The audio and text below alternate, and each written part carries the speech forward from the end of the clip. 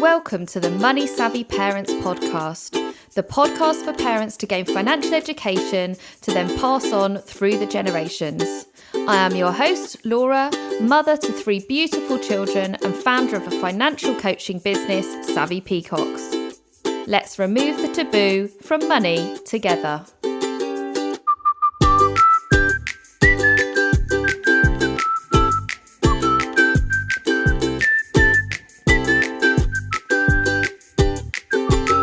Hello and welcome back to my podcast. It's great to have you with me today.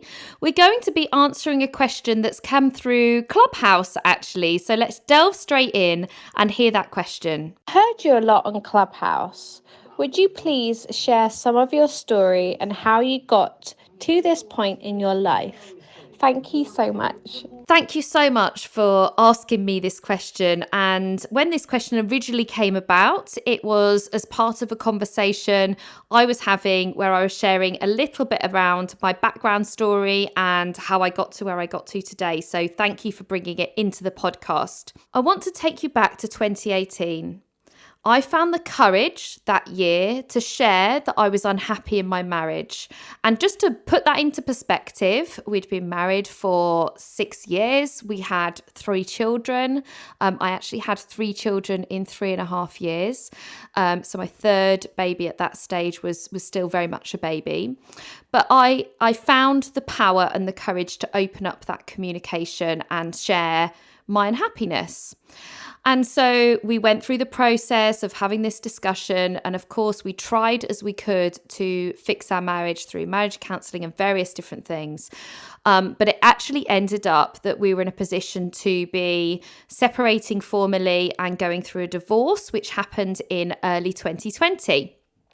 And this was probably one of the most amicable, straightforward divorces in the whole of history.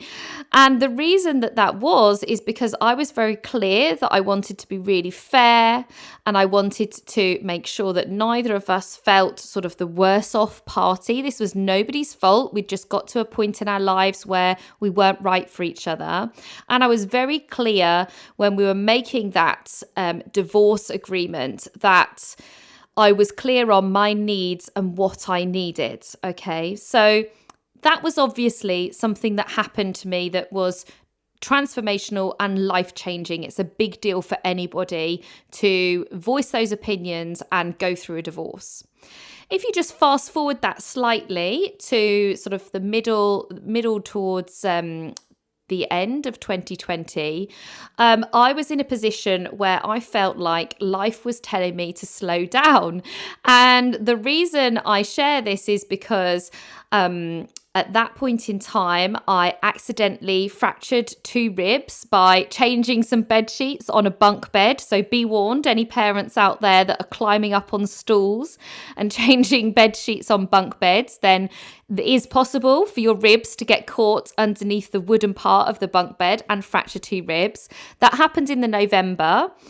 And still, with being in that severe pain, it still didn't stop me. I still didn't slow down. And so life said, actually, we need to really slow this lady down. She's not looking after herself. She's looking after everybody else in her world. And she's going 10 to the dozen all the time. And so what actually happened was life threw me another curveball whereby I broke my ankle. And when I say I broke my ankle, I didn't just break it a little bit. I broke 3 bones in my, 2 bones in my ankle and a bone in my leg. They call it a tremella break. So it was all three sides of my ankle.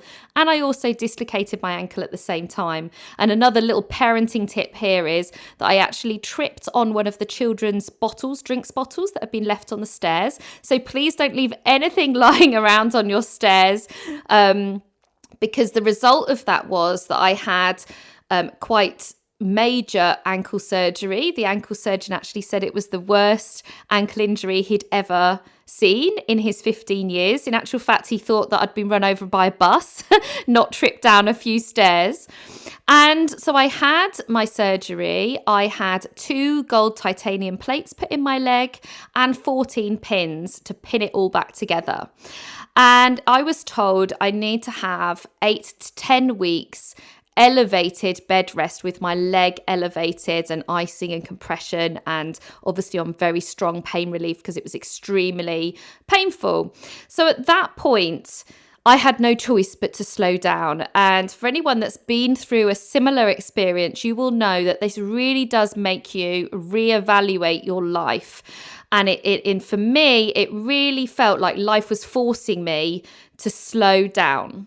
So on top of this, I'd got to the peak of my working professional career.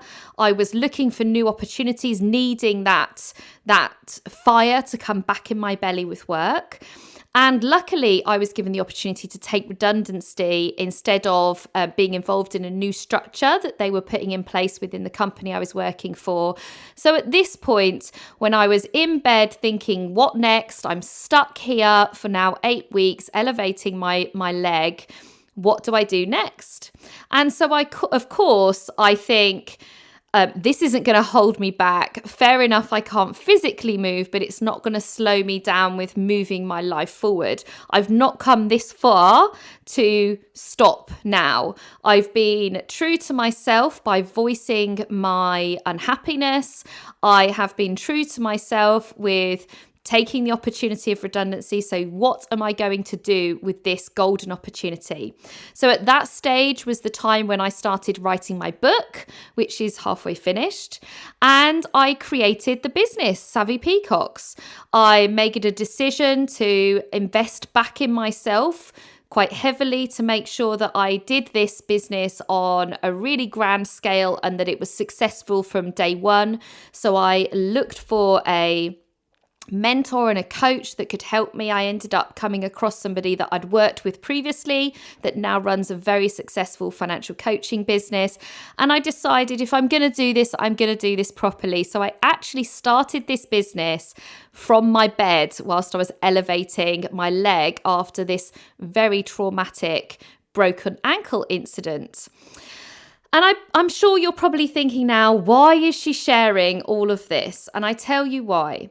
The reason I share this story and what happened to me is because I believe it really illustrates that had I not had financial security, been true to my financial independence, had I not have been financially savvy over the years of adulthood, you could say the last 10 years or so, where I've been very particular and I've been in and out of work on maternity leave, having the children, but I've still kept very true to making sure my finances are in good order, that I'm remaining financially independent, and that I'm looking after my financial security.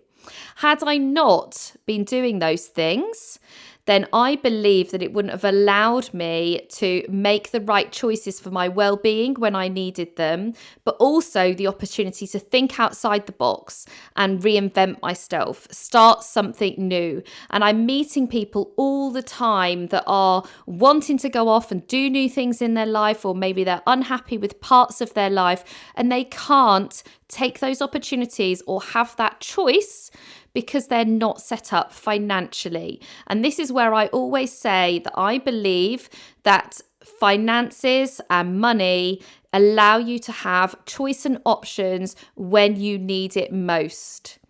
And if you're not financially savvy, then often these opportunities can be missed, or you can feel trapped in that negative cycle of doing what you've always done.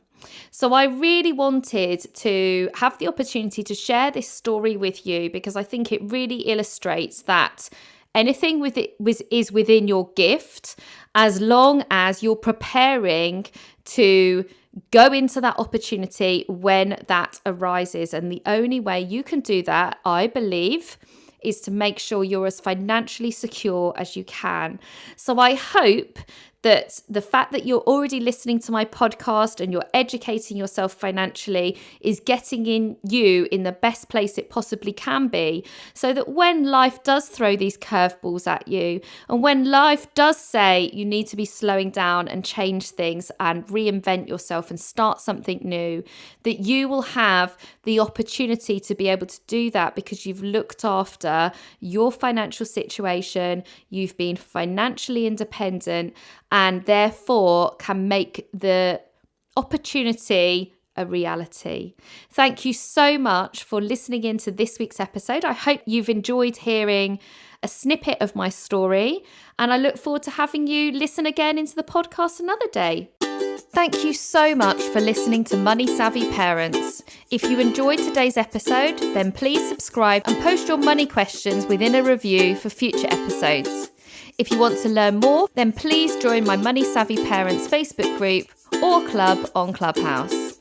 Let's remove the taboo from money together.